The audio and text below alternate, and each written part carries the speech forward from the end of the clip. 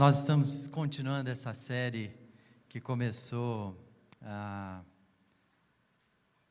3 semanas, no dia 9 de janeiro, Kryptonita.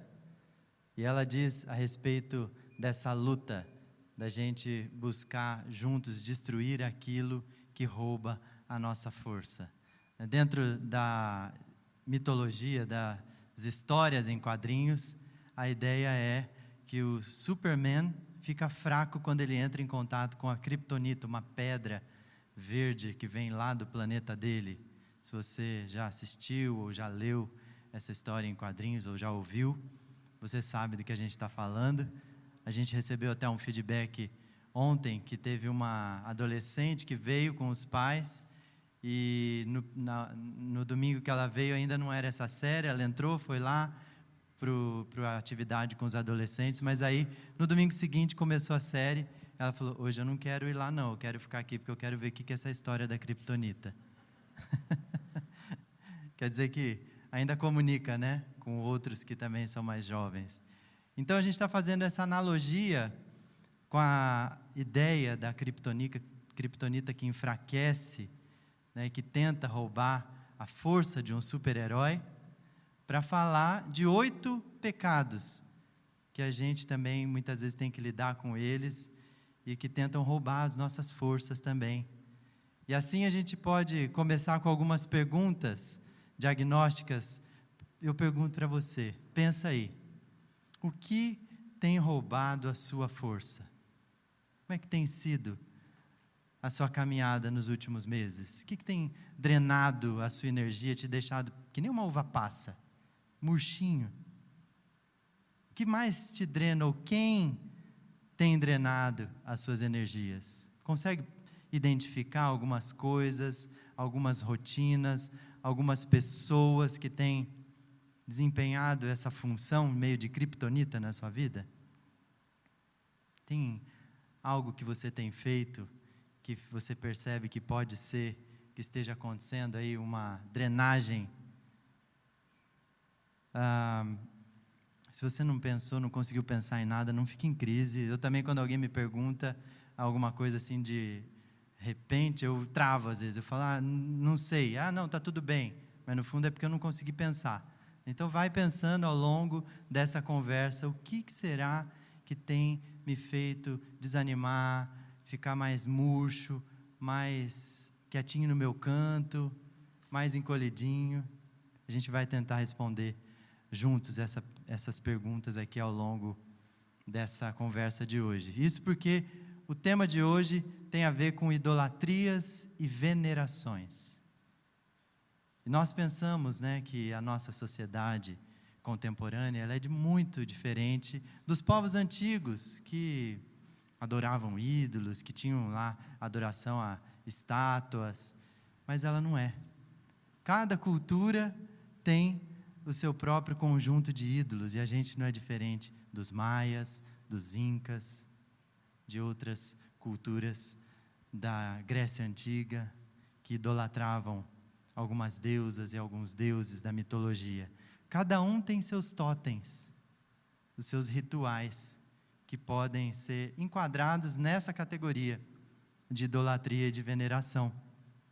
Por exemplo, no nosso mundo atual, aquelas torres altas, aqueles prédios de escritórios que a gente vê por aí, elas podem ser comparadas àqueles santuários, aqueles templos antigos, né? Também alguns spas, algumas academias, alguns estúdios, alguns estádios, lotados, muitas vezes, de adoradores, que idolatram o trabalho, o seu time de futebol, tantas coisas que ali acontecem nesses lugares. E fazem de tudo esses adoradores, se sacrificam e sacrificam muito, às vezes a sua família, às vezes o tempo, às vezes a saúde, para alimentar o seu ídolo.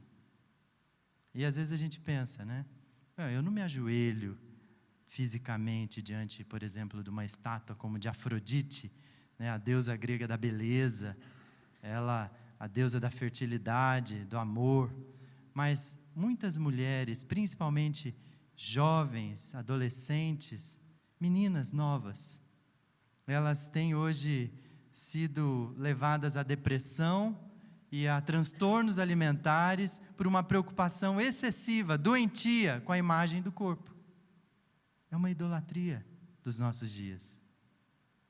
A gente poderia catalogar assim facilmente, porque a gente não gosta de falar dos nossos ídolos, dos nossos pecados. Ou ainda, a gente não queima incenso para Artemis, a deusa grega também da caça, que simboliza aí o trabalho, mas quando o dinheiro e a carreira, aí a gente entra num ritmo, numa velocidade maluca, a gente realiza uma espécie de sacrifício, negligenciando a família, a comunidade, a vida em sociedade, para alcançar uma maior posição, uma posição de destaque nos negócios, ganhar mais riquezas, mais prestígio, mais fama. O que são, então, idolatrias e venerações? A idolatria é a junção de duas palavrinhas gregas. A eidolon, imagem, mais latreia, que é serviço, culto. Então, idolatria é isso, adoração prestada a alguém ou alguma coisa que não é o próprio Deus. E a veneração não fica atrás. Também tem a ver com render culto a alguém ou a algo, cultuar ou adorar.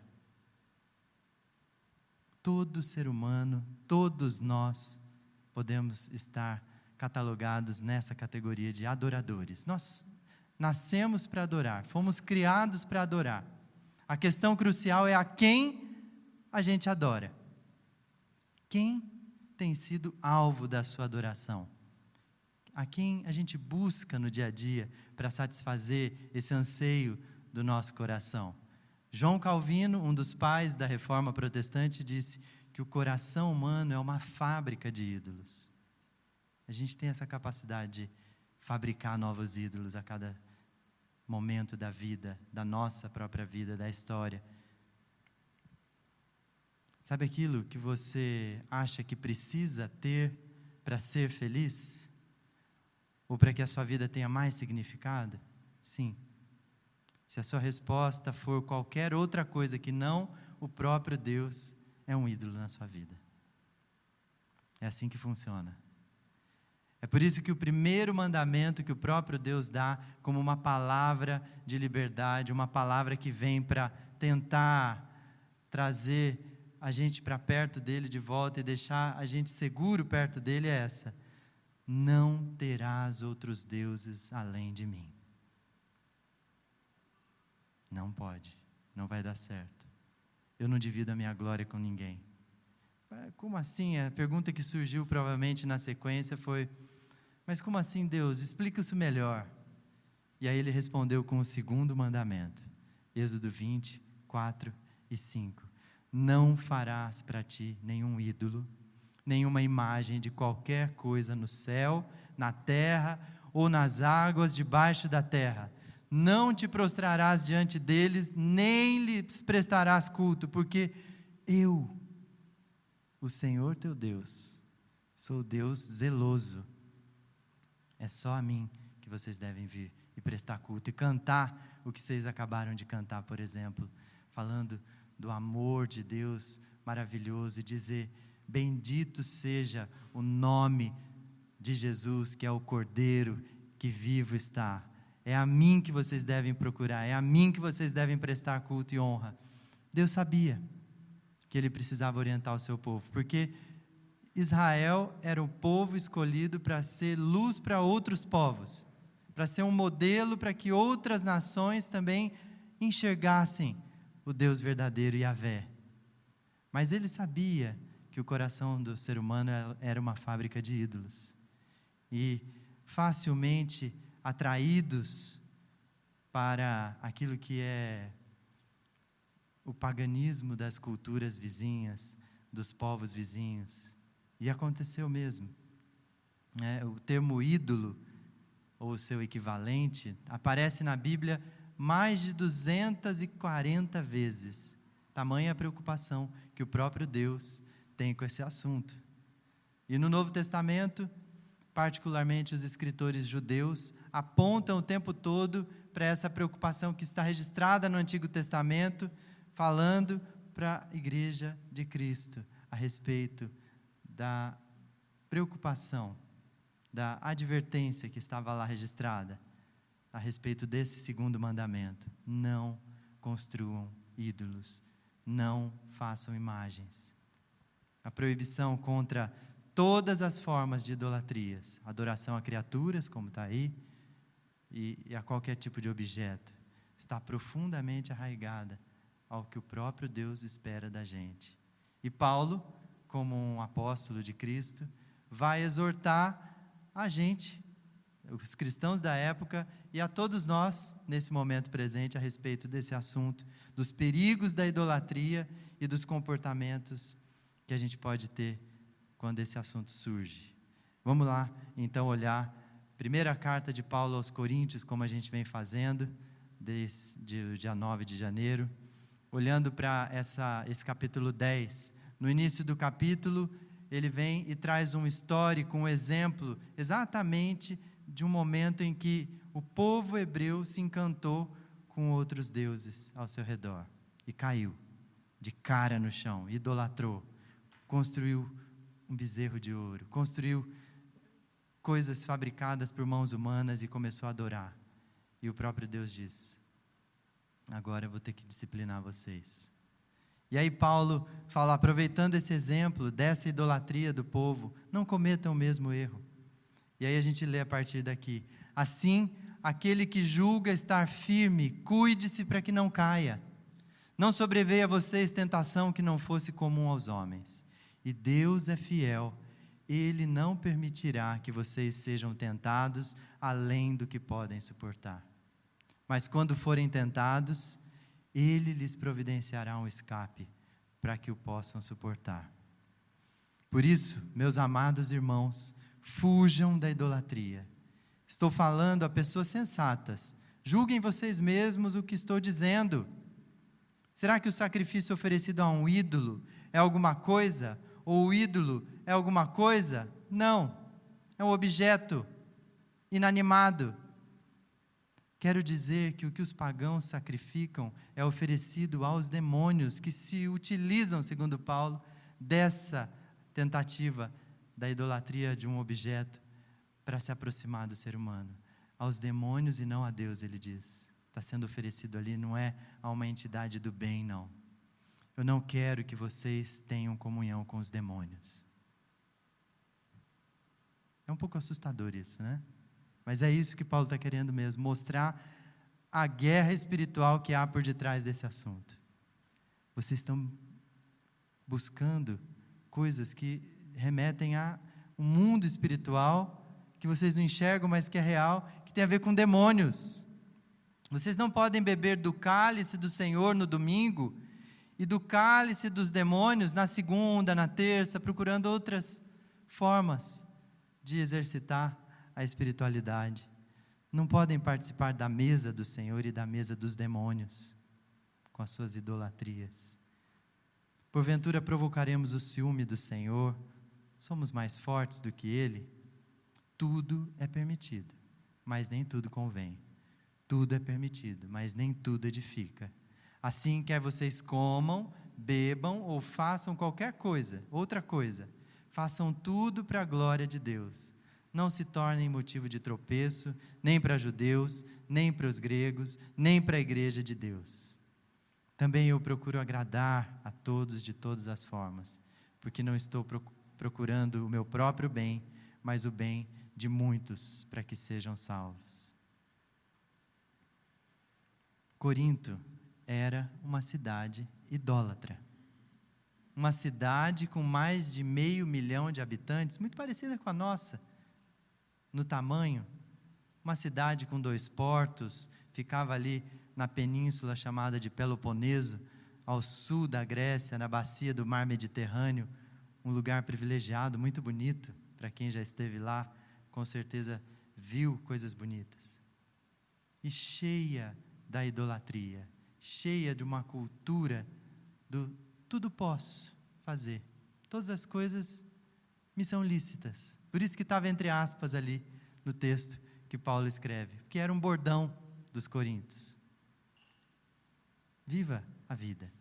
Era habitada então por gregos que viviam debaixo do domínio do Império Romano, e como todos ali daquela região, os coríntios eram totalmente desconhecedores da mensagem do Evangelho. Viviam alheios a essa forma de viver pautada na palavra de Deus. Eles viviam na mais completa idolatria, nas trevas espirituais. Eles tinham então uma cabeça totalmente fora daquilo que Paulo veio para oferecer a eles. Paulo veio porque percebeu que ali era um campo fértil, um campo que poderia ser explorado, porque naquela cidade eles só cultuavam os diversos deuses da cultura greco-romana. E Paulo planta então uma igreja ali, e fica ali por um tempo, treina pessoas, fortalece a igreja e vai embora. E quando ele está longe, passado uns 2, 3 anos, ele recebe a notícia: olha, o pessoal está se perdendo de novo na idolatria, o pessoal está se perdendo de novo na imoralidade. E aí Paulo fala: vou escrever uma carta para eles, como pastor dessa igreja, como pastor fundador, tipo o pastor Renato, que sai de férias, mas não consegue desligar. Por quê? Porque ama a igreja que plantou, que tem um vínculo de amor. E assim, Paulo exorta essa igreja. Eles eram pessoas religiosas, mas alheios a quem era o próprio Deus. E pela pregação de Paulo e da igreja ali, as coisas tinham mudado. Mas de repente eles entraram em crise novamente e começaram a se desviar, né? E Paulo traz aqui uma palavra dura. Ele fala: vocês estão voltando a ser guiados pelos demônios. Esses ídolos mudos que vocês têm aí na frente de vocês são meras estátuas de bronze, de ferro, de ouro, de latão. Mas o que há por detrás disso é que os demônios estão usando essa busca de vocês para atingi-los. Os sacrifícios pagãos oferecidos pelos coríntios aos seus deuses eram sacrifícios que acabavam então sendo oferecidos aos demônios. Não é uma coisa qualquer, não é uma coisa tranquila, simples, não é só um pedaço de madeira. É isso que Paulo está mostrando aqui.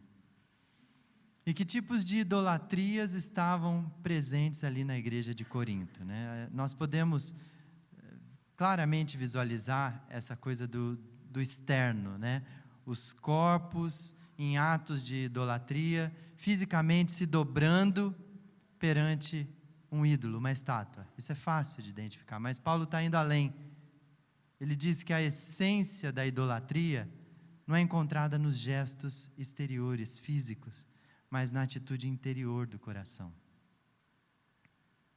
Essa palavra, que tem a origem também no grego, né, que é eidolon, que significa imagem, que significa réplica. Ela é derivada aí da palavra eidos, que também é grega, que significa aparência externa, uma forma. Ela contém a ideia de que algo é representado ali, a forma de um objeto, de um modo real ou imaginário. Mas tem muito além. A ideia da idolatria também está associada a desejos, a pensamentos, a coisas que estão guardadas aqui.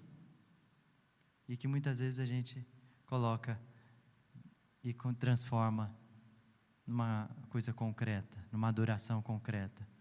Paulo fala aqui então de narcisismo, de egocentrismo, de hedonismo. Olha o que ele diz: ninguém deve buscar o seu próprio bem, mas sim o dos outros. Acordem, vocês estão dando passo para trás, estão pensando só em vocês mesmos, a imagem de vocês é o que importa, os pensamentos, os desejos, as vontades, os prazeres. É isso? É lógico que isso não acontece com a gente, né? É coisa lá da Grécia Antiga. É coisa de uma era que já passou. Só que não. Não são dois vendedores de Lamborghini.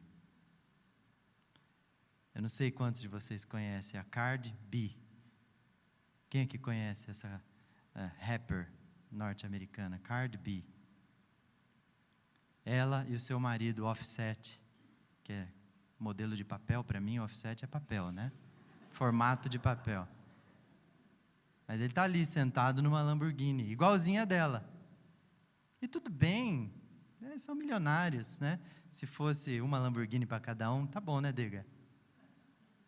Mas ela tem uma coleção de carros importados, né? No nosso caso, tudo é importado. Para eles é carrões de 7 milhões, como esses. Vários. Mas o que me chamou a atenção e me fez trazer essa situação aqui, totalmente pirada já, por si só, é a entrevista.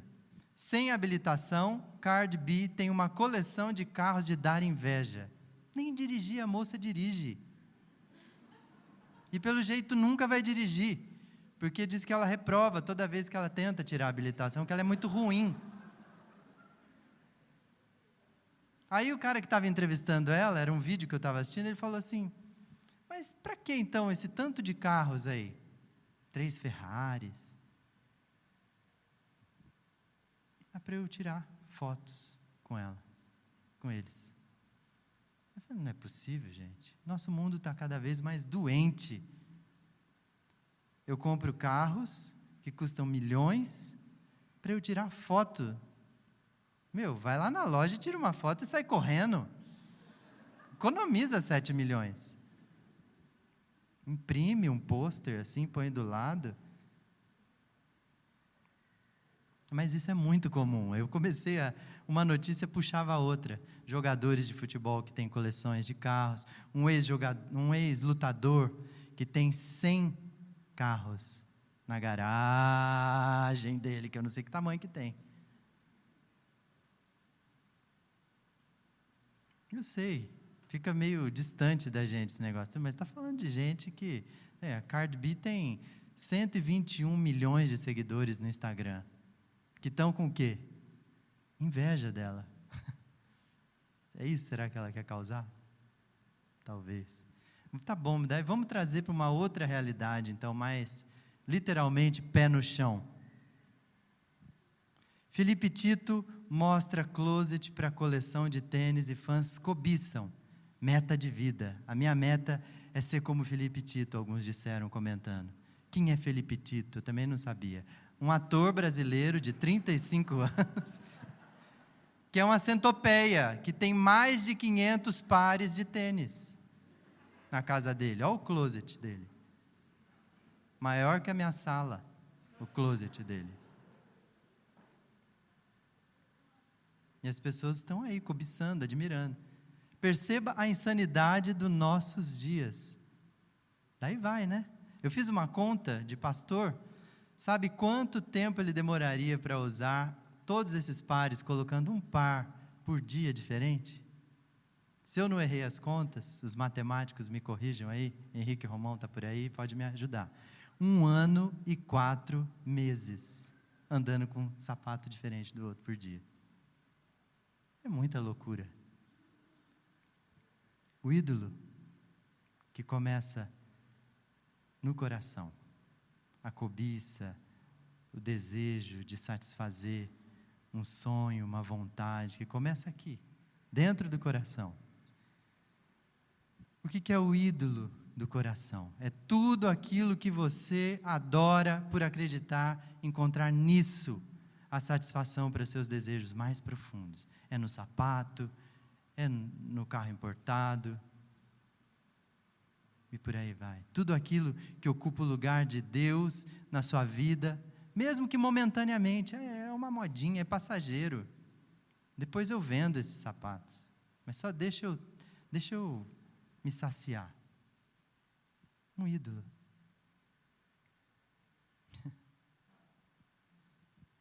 Essa idolatria, ela acontece como consequência de uma deturpação dos conceitos e crenças, dos desejos e da vontade.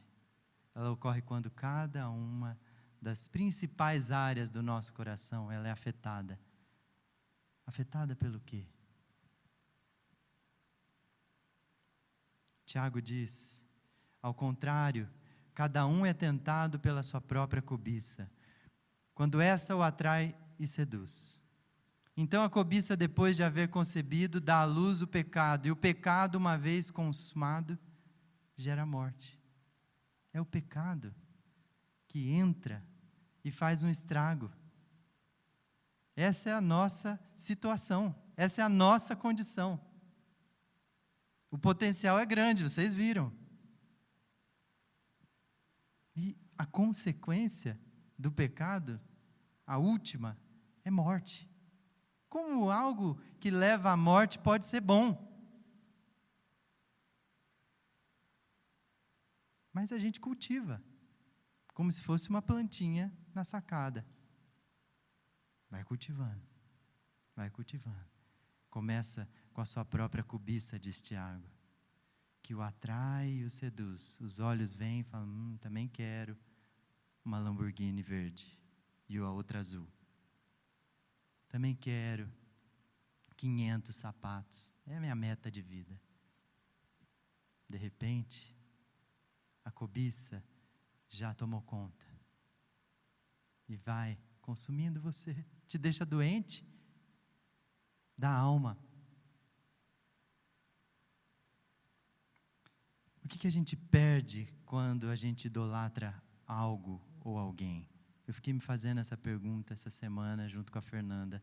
O que a gente perde quando eu coloco o dinheiro no lugar de Deus? Como a gente já viu algumas semanas, o dinheiro com D maiúsculo, que se transforma num Deus mesmo. Jesus disse, o coração de vocês está dividido, não dá para ter dois senhores. O que a gente perde quando o trabalho, o sucesso acadêmico, o sucesso profissional vira um ídolo? Um carro, uma casa, os prazeres da carne que eu quero alimentar, que me levam às vezes para longe do plano que a gente sonhou e planejou. O preço é muito alto. É muito alto. A gente perde momentos muito importantes e especiais. A gente perde as memórias que a gente poderia ter criado para os nossos filhos. A gente perde afetos e sentimentos que poderiam ter sido alimentados, nutridos. Perde o respeito e a admiração, porque no caso, por exemplo, de uma relação extraconjugal, quebra a família, quebra a relação entre os cônjuges, quebra a relação com os filhos, perde a admiração e o respeito de todos ao seu redor, perde os amigos e os familiares que vão embora. É muito alto o custo. Como que Paulo trata a idolatria na igreja de Corinto, que pode nos ajudar a tratar dessa nossa enfermidade também? Primeiro, fazendo um alerta claro. Cuidado para não cair. Cuidado. Você está achando que você é super espiritual? Cuidado. Está achando que você é super forte?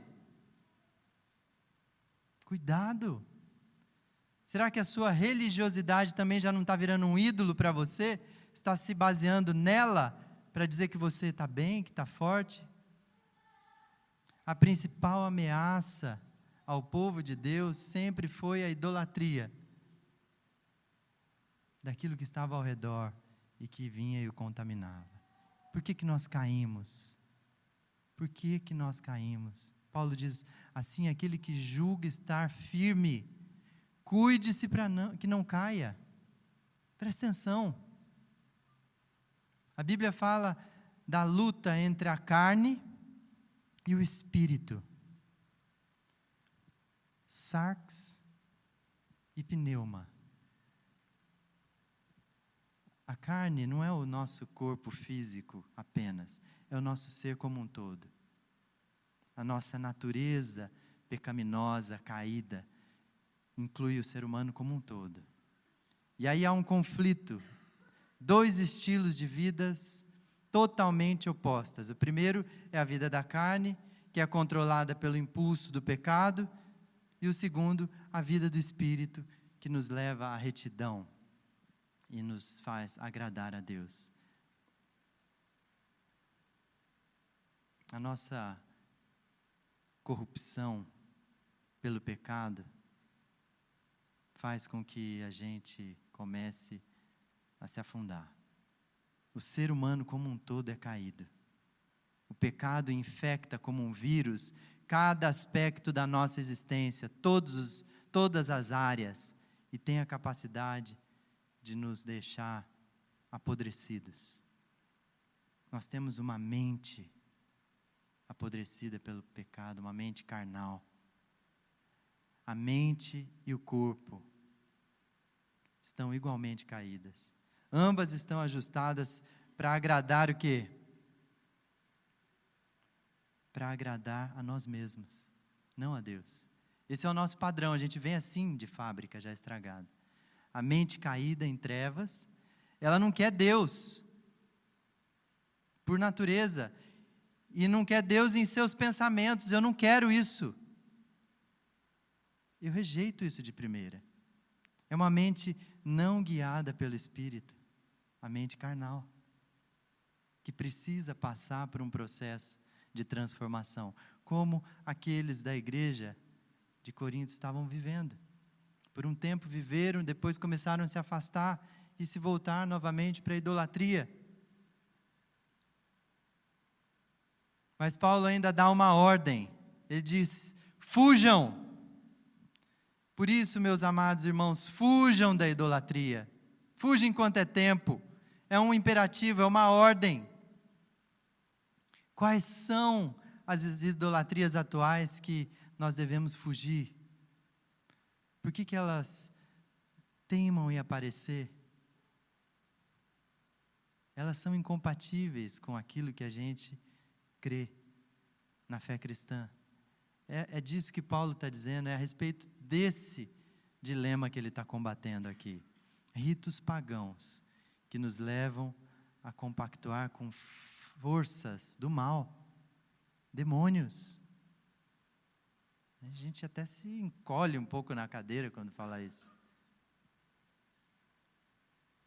Algumas coisas que a gente faz hoje que a gente precisa reavaliar. Lembra daquela pergunta no começo? Que tem drenado as suas energias? Ou quem tem drenado as suas forças? Uma delas é a adoração ao corpo. É só olhar no Instagram, depois, não agora, que você vai ver gente postando fotos no espelho da academia, ou no espelho do seu quarto, do seu banheiro, bombada, cheio de poses. Cultuar o corpo virou o top 10 na idolatria do nosso tempo. O culto ao corpo. Não tem tempo para a família, não tem tempo para Deus. É o pecado do século. Os boxes de CrossFit estão cheios. Os estúdios de pilates, as academias, as quadras de beach tênis, está tudo lotado. Mas o nosso espaço de adoração comunitária está minguado. Está encolhido. Isso é sintomático. Nada contra a gente ser saudável e fazer exercício, eu adoro correr, caminhar. Mas cuidado para não exagerar. Eu escutei um pastor contando uma história, e eu vou falar da minha classe, para poder nivelar. Nós também enfrentamos essas lutas. Somos pessoas pecadoras. E esse pastor disse que ele ficou viciado em correr maratona. E abria uma, ele se inscrevia, abria outra, ele se inscrevia, abria outra, ele se inscrevia, e ele foi anos assim, maratonando nas maratonas. Porque ficou viciado naquilo. Um dia o filho dele, adolescente, chegou e disse: pai, você não vai correr a próxima maratona?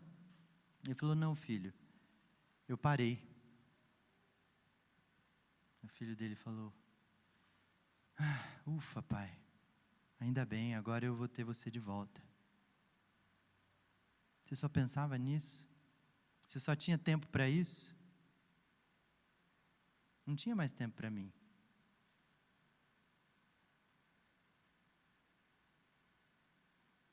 Adoração às tecnologias. Como a gente gosta, né? Das tecnologias, das redes sociais, das informações, que cabe tudo na palma da mão, com um smartphone, né? Quantas vezes a gente venera gente nas redes sociais que são verdadeiros idólatras, que estão nos levando numa ladeira abaixo junto com eles, e passar horas nisso. A média agora do brasileiro no Instagram é 5 horas por semana. E a gente negligencia quem está na nossa frente, almoçando, jantando com a gente, ou que está no sofá do nosso lado. A gente nem enxerga.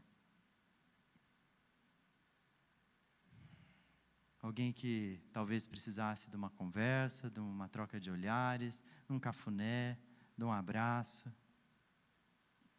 Tem gente que conversa mais com a Alexa do que com a própria esposa atualmente. Alexa, me traz um café. Ah, não, café não dá. Então traz, Fernanda, meu café. Né? Alexa é só uma caixinha de som, um radinho redondinho, com um computadorzinho dentro, um robozinho. Mas a gente fica encantado. Porque você pergunta: vai chover hoje, Alexa? Ela fala: é possível que chova hoje. E a gente acha lindo. Idolatria.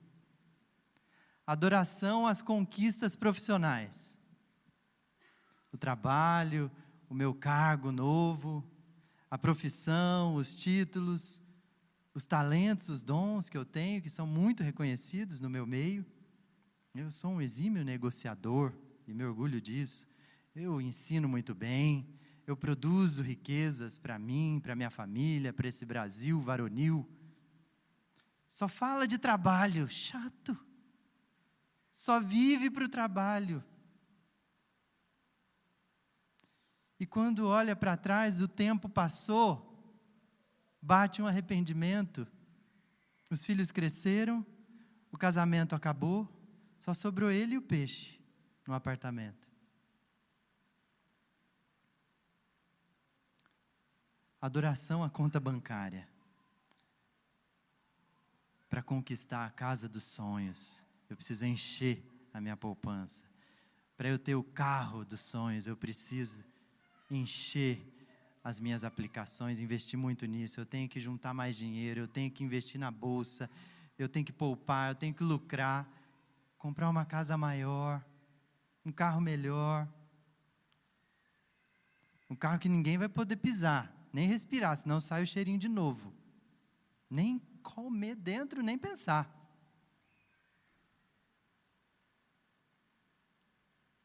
David Foster Wallace, um escritor norte-americano que se suicidou em 2008, escreveu na sua carta de despedida. Era brilhante esse homem. Os ídolos comem vivos os seus adoradores. Os ídolos comem vivos os seus adoradores. Nós estamos sendo engolidos vivos pelos ídolos que nós alimentamos nos nossos corações. Fujam da idolatria, Paulo está dizendo. Fujam enquanto é tempo. Ele diz ainda algo importante aqui, lembrando do poder e das promessas de Deus. Ele é fiel. Ele quem? Ele explica: não sobreveio a vocês tentação que não fosse comum aos homens. E Deus é fiel. Ele não permitirá que vocês sejam tentados além do que podem suportar. Mas quando forem tentados, Ele lhes providenciará um escape, para que o possam suportar. A autoconfiança, ela é perigosa, gente.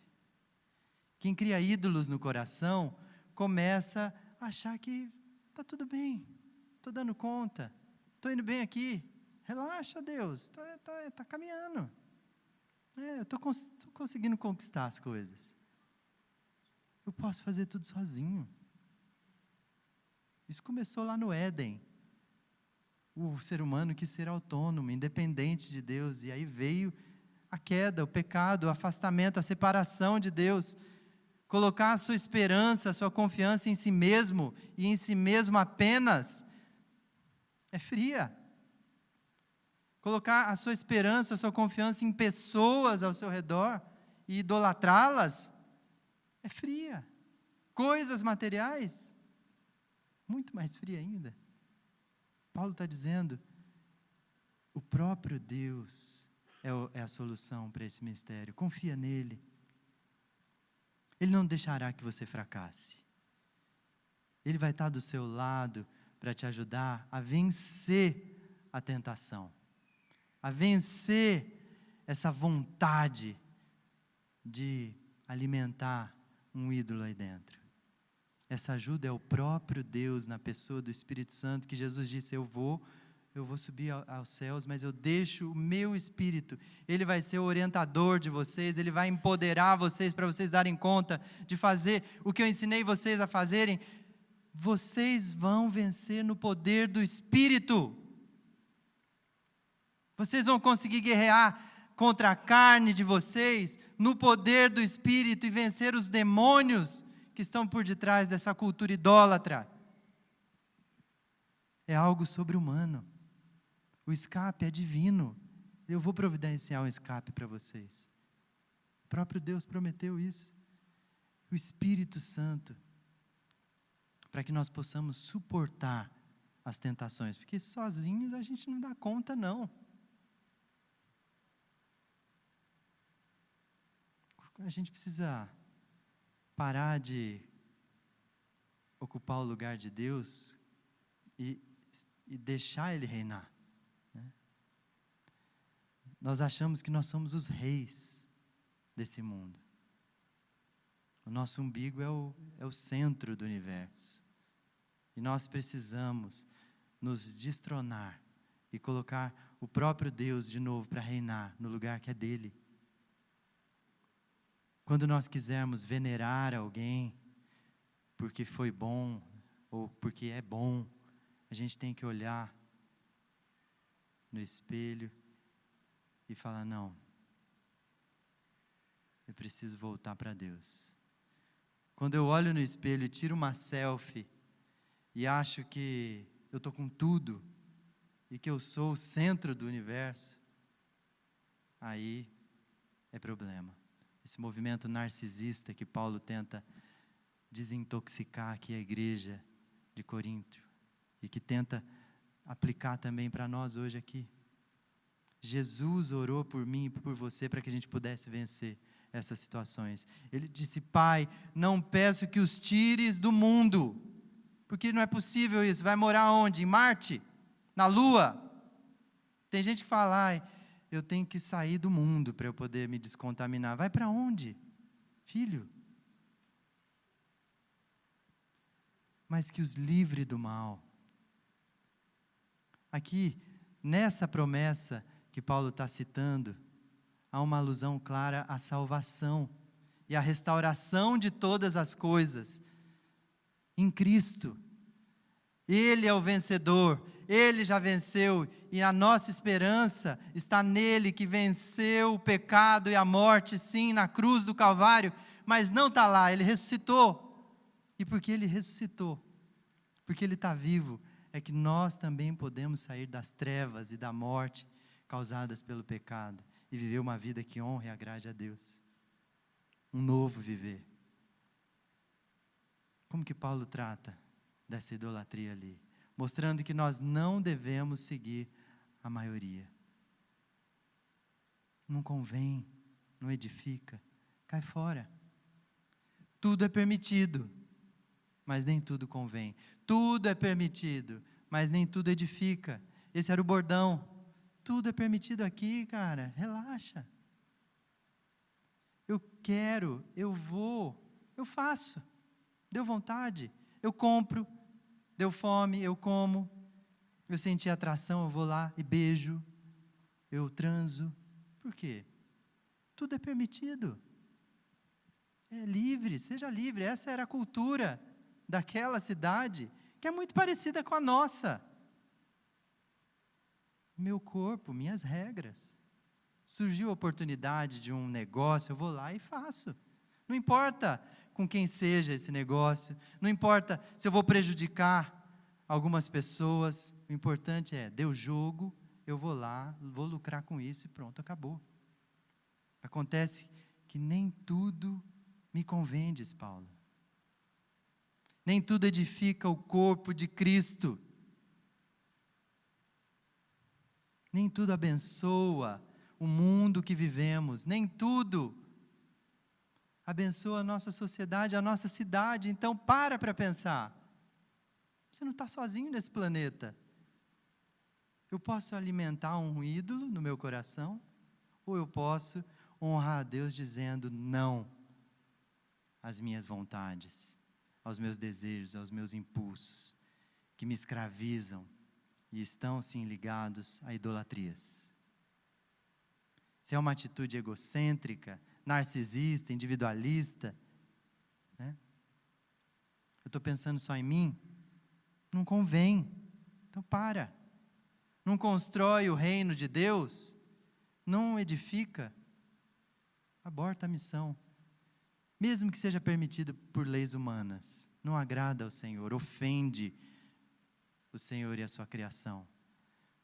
Por que a gente deve fazer isso? Porque a nossa nova identidade em Cristo nos chama a viver isso, do modo que é Deus quem dita as regras e as ordens, o ritmo que a gente vive, do que Ele está fazendo no mundo, na história, e a gente segue, a gente obedece. O ponto central é Cristo, e não eu, minhas vontades, meus desejos, minhas idolatrias, minhas venerações. Por último, ele faz isso indicando um novo caminho. Viver para a glória de Deus. Assim quer vocês comam, bebam ou façam qualquer coisa, façam tudo para a glória de Deus. Os nossos atos, as nossas palavras, elas devem testemunhar, sim, uma nova realidade. A vida da comunidade dos discípulos, que é moldada pelo Evangelho, restaurada em Cristo Jesus, deve ser impactante, sim, para quem olha.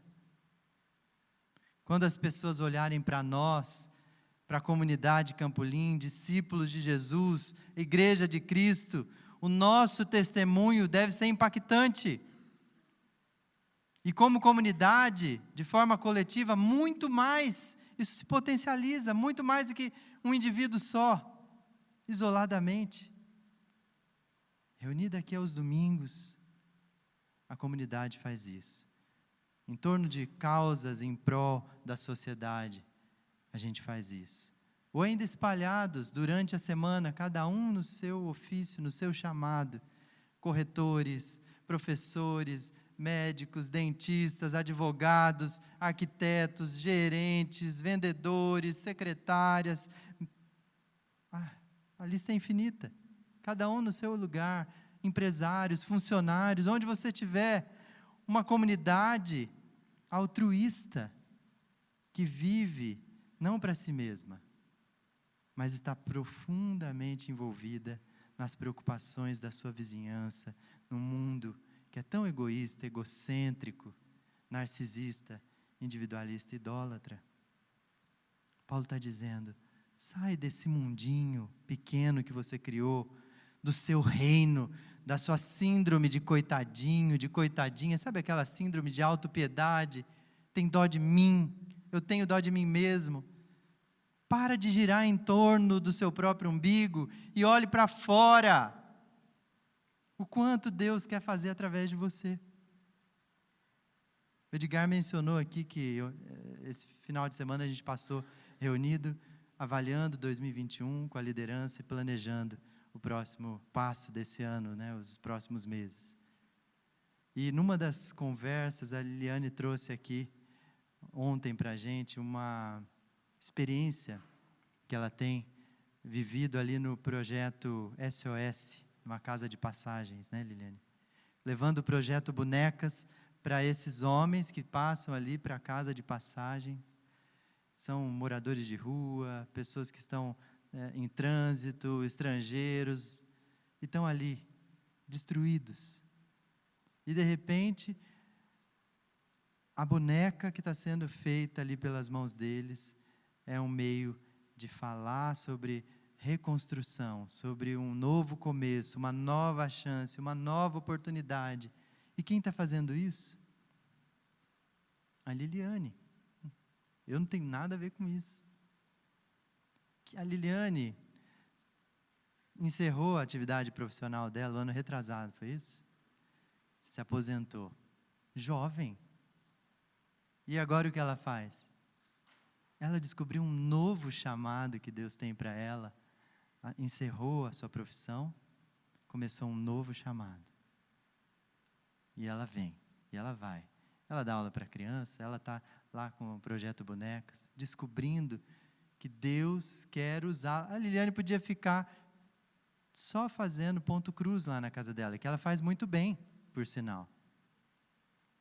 E lamentando que ela está sozinha e aposentada. Agora não mais tão sozinha, né, Tony? Mas ali, sem o que fazer. Como eu vi a minha avó, que se aposentou, ela e minha tia-avó, com 50 anos, e passaram quase que os outros 50 aposentadas, jogando baralho, assistindo televisão. Pelo amor de Deus. Podia ter produzido tanto, podia ter sido bênção para tantos. Paulo diz, em outro momento, que nós somos cartas vivas. A primeira leitura do Evangelho que muitas pessoas que estão convivendo com a gente no dia a dia vão fazer, somos nós. No ambiente de trabalho, na universidade, nas redes sociais, na convivência familiar, no condomínio, somos nós. A nossa vida, o nosso exemplo, nossas atitudes, nós precisamos viver para a glória de Deus, seja num happy hour da empresa, na lanchonete do clube ou numa reunião de trabalho. É ali que a gente vai impactar pessoas e abrir a porta do coração das pessoas para falar do amor de Deus e aí sim, poder falar com palavras a respeito daquilo que a gente já está vivendo e as pessoas já estão enxergando nas nossas vidas. Mas para isso acontecer, a gente tem que destronar o nosso ego, o nosso eu, os nossos ídolos e voltar a colocar o nosso coração inteiro em Deus. Para a gente refletir e pôr em prática tudo isso. Você tem se deixado envolver por idolatrias e venerações do nosso tempo? Fique atenta, fique atento. Não descuide da sua saúde espiritual. Não descuide. Você pensa que já está suficiente, mas não está. Ore mais. Busque mais a Deus. Busque um grupo pequeno. Se envolva mais. Peça oração. Fortaleça a sua fé, o seu conhecimento na palavra de Deus. Fuja de coisas e pessoas que se tornaram ídolos para você. A partir de hoje, fuja, saia correndo. Deixa falando sozinho. Corre, é uma ordem. E seja bênção para outros. Nós somos abençoados para ser uma bênção. Não é para só guardar para a gente a bênção de Deus, não. É para multiplicar. Não busque apenas os seus interesses. Não fique engordando espiritualmente. multiplique a graça de Deus por onde você passa. A única maneira da gente se libertar da influência destrutiva dos falsos deuses é a gente voltar os olhos para o verdadeiro Deus. O Deus vivo que se revelou tanto lá no Monte Sinai para Moisés e disse: cuidado, filhos, não tenham outros deuses além de mim. Isso vai destruir vocês. É por amor a vocês que eu estou falando essas coisas. O mesmo Deus que se revelou a Moisés no Sinai é o Deus que se revelou na cruz do Calvário. E é o único Senhor, o único Deus. Se você encontrar nele o que você precisa, aí você está pleno. Se você se deixar transformar, você pode realmente encontrar nele o perdão para todos os seus pecados. Você pode ser restaurado nele e pode ser reconfigurado nele para adorá-lo, para honrá-lo com a sua vida. Mas tudo isso, tudo que a gente falou aqui se resume ao poder e à compaixão divinas por nós. Ele vem ao nosso encontro, ele disse que estaria com a gente. E o que ele pede é que a gente abandone a idolatria, que a gente se arrependa. Esse é o único caminho. Cristo Jesus, o único Deus, o verdadeiro Rei e Senhor da história. Vamos orar. Pai, é no nome de Jesus, o poderoso Senhor desse mundo, que nós queremos, nesse momento da história, reconhecer que nós temos cultivado ídolos nos nossos corações. Nós temos nos alimentado de coisas que não te agradam.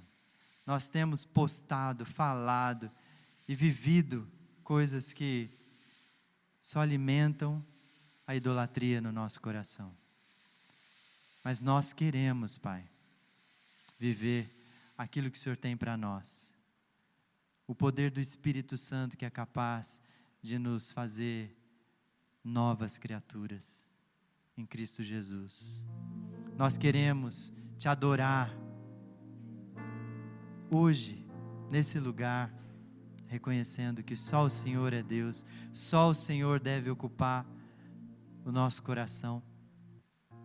Mas também queremos te adorar amanhã, onde a gente estiver, no trabalho, nos estudos, nas conversas de amizades. Recebe a nossa adoração hoje aqui. Nos rendemos e nos prostramos ao Senhor. E que seja um movimento contínuo de arrependimento, de volta para o amor de Deus em Cristo Jesus. Enche o nosso coração, Pai, com a sua presença. Em nome de Jesus que nós oramos. Amém.